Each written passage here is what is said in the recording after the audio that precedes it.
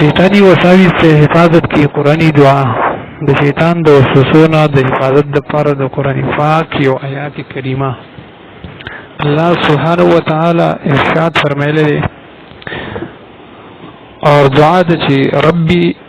اعوذ بك من همزات الشياطين وأن يحضرون واعوذ بك ربي ان يحضرون ربي اعوذ بك من همزات الشياطين واعوذ بك ربي ان يحضرون ربي اعوذ بك اے رب زما پناه غواړم د شیطان د وسوسو نه واعوذ بك او پناه غواړم پتا سره ربي رب زما ان يحضرون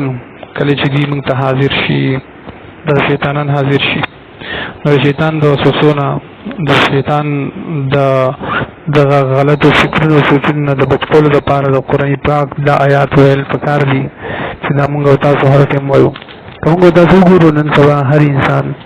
کاغه زنانه ده نارینه ده کاغه بوډا ده که ځوان ده کاغه ماشوم ده هغه په شیطان په وسوسو کې راګیر دی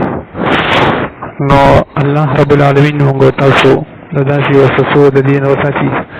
وما علينا الا البلاغ